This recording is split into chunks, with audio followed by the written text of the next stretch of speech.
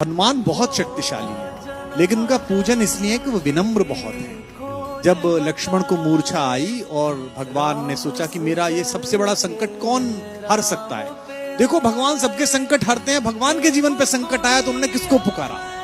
उन्होंने हनुमान से कहा कि तुम जाओ और संजीवनी लेके आओ। तो जब आकाश में हनुमान चले तो सूरज निकला हुआ था। आकाश में तो सूरज होता ही है, दिन कभी डूबता नहीं है। हमारी माँ पृथ्वी हमें गोदी में लेकर हमारे पिता सूरज की ओर से पीठ कर लेती है। माँ को दोष दे नहीं सकते तो पिता को दोष देते हैं कि दिन डूब गया है। दिन कभी डूबता नहीं है, दिन तो निकला रहता है। सूर्य कभी अस्त नहीं होता। कैलाश भैया ने गाया, क्या कभी अंबर में। तो बेटा, सूरज कभी डूबता नहीं है।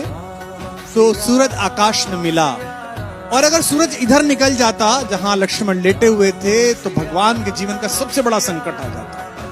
उनका भुजा जैसा भाई, जिसे वो अपनी भुजा कहते हैं दाहिनी, वो पृथ्वी छोड़ जाता और भगवान सहन न कर पाते। तो इतना बड़ा काम करने गए, और कितने ताकतवर थे। पंच तत्वों में से एक पवन के बेटे हैं। सूरज से मिले तो उन्होंने कितनी विनम्रता से बात की। रवि भाई सूरज से बोले, हे सूरज, इतना याद रहे संकट एक सूरज वंश पे है।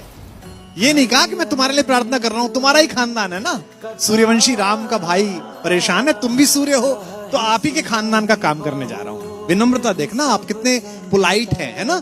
ये सूरज इतना याद रहे संकट एक सूरज वंश पे है। लंका के नीच राहु द्वारा आघात दिनेश अंश पर है।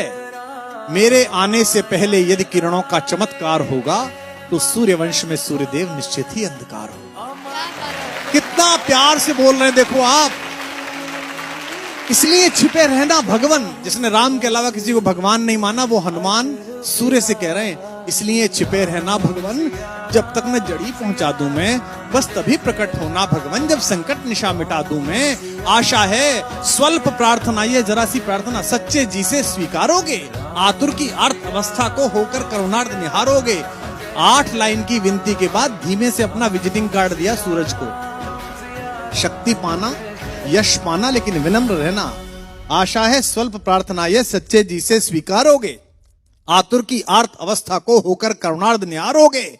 अन्यथा क्षमा करना दिनकर, अंजनी तने से पाला है। बचपन से जान रहे हो तुम हनुमत कितना मतवाला है। अन्यथा क्षमा करना दिनकर, अंजनी तने से पाला है। बचपन से जान रहे हो तुम हनुमत कितना मतवाला है। और धमकी भी कैसी दी। ये जो रवि भैया खड़े हैं ना आपके बगल में, इनके इलाका जहां से शुरू होता है वह धमकी ऐसी दी जाती है कि इतना गोली मारेंगे कि खोखा बेच के करोड़पति हो जाइएगा। लेकिन हनुमान जी ने कैसी धमकी दी, कितनी विनम्रता से। ऐसा कोई नहीं बोलता, ऐसे बनना सब। आशा है स्वल्प, अन्यथा क्षमा करना दिनकर, अंजनी तने से पाला है। बचपन से जान रहे हो तुम हनुमत कितना मतवाला है। मुख में तुमको धर रखने का फिर वही क्रूर साधन होगा।